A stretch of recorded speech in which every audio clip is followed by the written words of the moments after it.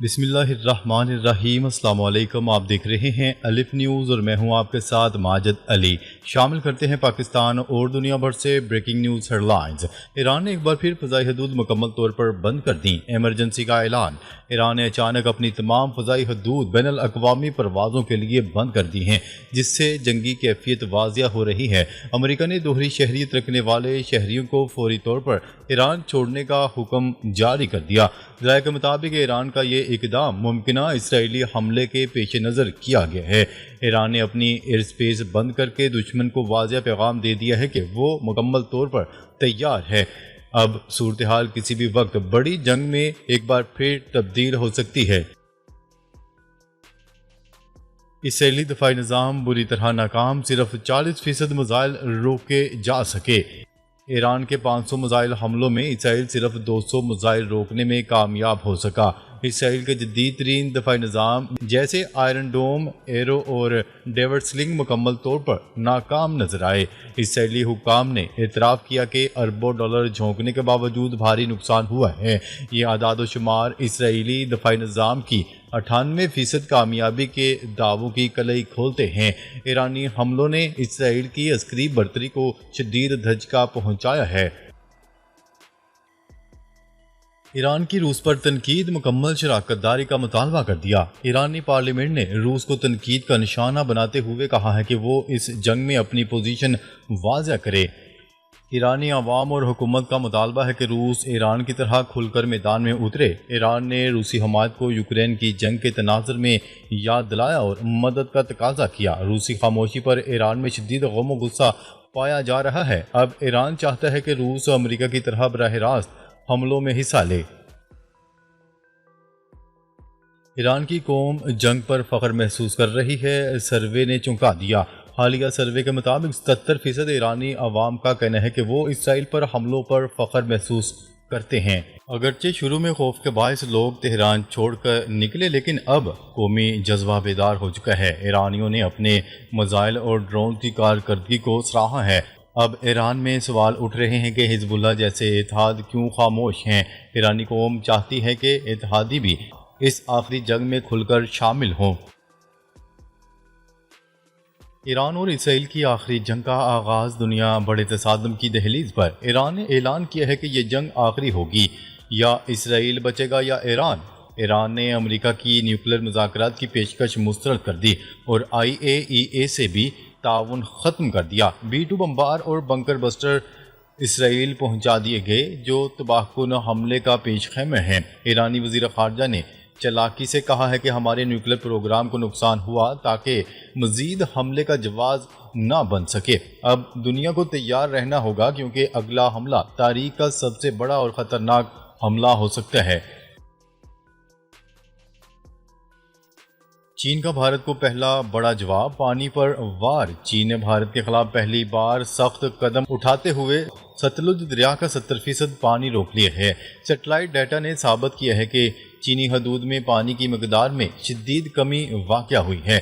چینی میڈیا اور ماہرین کا کہنا ہے کہ یہ بھارت کے لیے کھلی وارننگ ہے، اگر پاکستان کا پانی روکو گے تو تمہارا بھی پانی بند کر دیا جائے گا۔ اروناچل پردیش کے علاقوں کے نام بھی چین نے چینی زبان میں تبدیل کر دیے۔ یہ ایک اور محاذ کھلنے کا پیغام ہے۔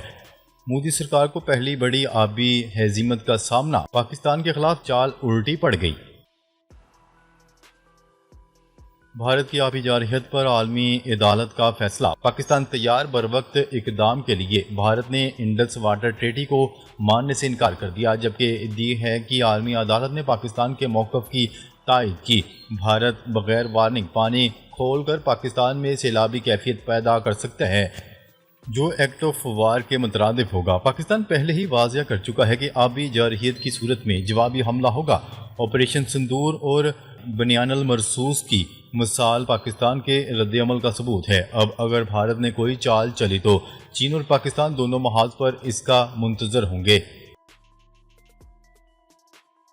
روس نے یوکرائن کے مزید علاقوں پر قبضہ کر لیا، جنگ فیصلہ کن مرحلے میں داخل۔ روسی افواج نے لوہانسک سمیت کئی اہم علاقوں پر قبضہ کر لیا ہے اور دعویٰ کیا ہے کہ یہ علاقے اب روس کا حصہ ہیں۔ امریکہ کی طرف سے یوکرین کو ہتھیاروں کی ترسیل روکنے کے بعد روس نے حملے تیز کر دیے ہیں۔ بیلسٹک میزائل، ڈرون اٹیکس اور زمینی پیش قدمی اب روس کا نیا ہتھیار بن چکی ہے۔ روسی فورسز نے پچھلے 2 ماہ میں 10 گنا زیادہ پیش رفت کی ہے اور اب مکمل یوکرین پر قبضے کا اعلان بھی کر دیا گیا ہے۔ یوکرین کو صرف یورپی ممالک کی حمایت حاصل ہے۔ امریکہ کا پیچھے ہٹنا تباہ کن ثابت ہو سکتا ہے۔ امریکہ نے یوکرین کو دی جانے والی فوجی امداد روک دی، روس کو نئی طاقت ملی۔ وائٹ ہاؤس نے یوکرین کے لیے ہتھیاروں کی سپلائی پر عارضی پابندی عائد کر دی ہے۔ یہ فیصلہ امریکہ کے قومی مفادات کے تحت کیا گیا ہے، جس سے یوکرین میں شدید تشویش پائی جاتی ہے۔ یوکرائن کا موقف ہے کہ امریکہ کا یہ فیصلہ روسی جارحیت کو مزید بڑھاوا دے گا اور اب روس کھل کر حملے بھی کر رہا ہے، جبکہ یورپ اکیلا یوکرائن کے شانہ بشانہ کھڑا ہے۔ امریکہ کی کنارہ کشی سے جنگ کا توازن روس کے حق میں بدلنے لگا ہے۔ پاکستان کے حق میں چین کی بڑی انٹری، بھارت کے منصوبے ناکام، پاکستان کے دیرینہ دوست چین نے بھارتی عزائم خاک میں ملا دیے ہیں۔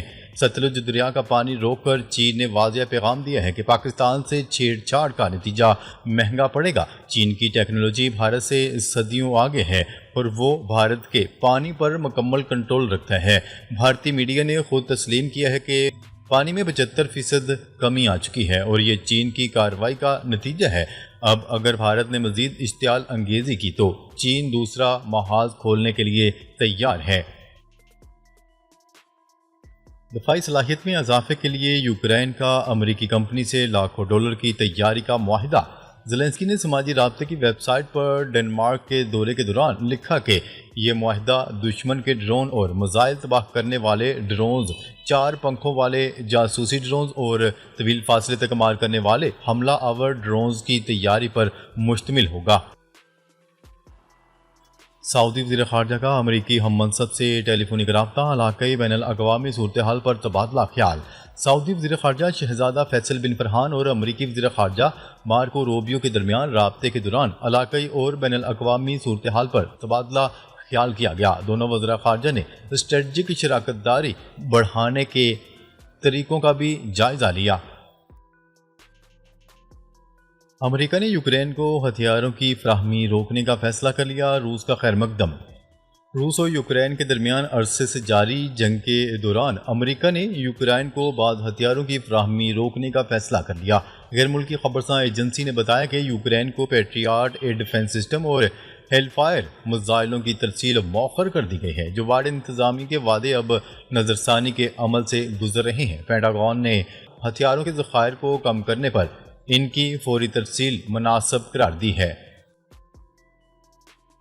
سعودی عرب میں پہلی بار امریکی میزائل دفاعی نظام تھاڈ تعینات۔ سعودی عرب کی وزارت دفاع نے امریکی میزائل دفاعی نظام تھاڈ پہلی بار فعال کرنے کا اعلان کر دیا۔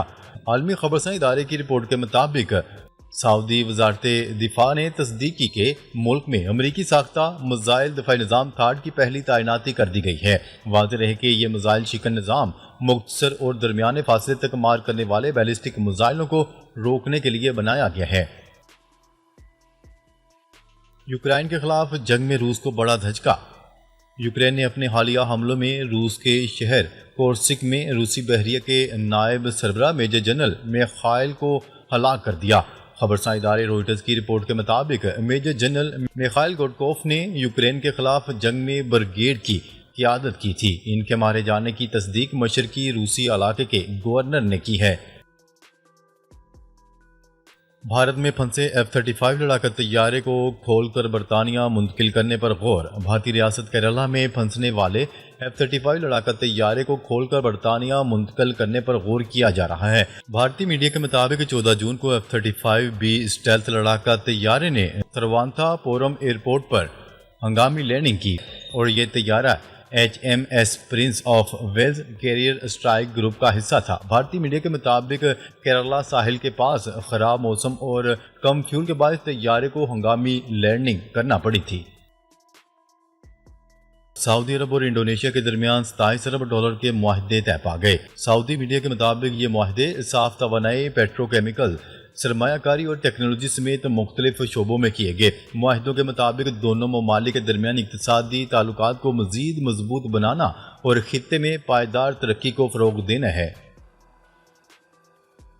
غزہ میں مارچ سے اب تک 7,14,000 فلسطینی بے دخل۔ اقوام متحدہ کے ترجمان اسٹیفن ڈوجارک کے مطابق صرف اتوار اور پیر کے درمیان 24 گھنٹوں میں 29,000 افراد بے دخل ہوئے۔ ترجمان نے مطالبہ کیا ہے کہ غزہ ہیومینٹیرین فاؤنڈیشن انسانی اصولوں کے مطابق کام کرے اور فلسطینیوں کو گولیوں کے خطرے میں نہ ڈالا جائے۔ ناظرین، اب تک کے لیے اتنا ہی۔ مزید خبریں لے کر بہت جلد آپ کی خدمت میں حاضر ہوں گے۔ تب تک کے لیے اپنا خیال رکھیے گا۔ اللہ نگہبان۔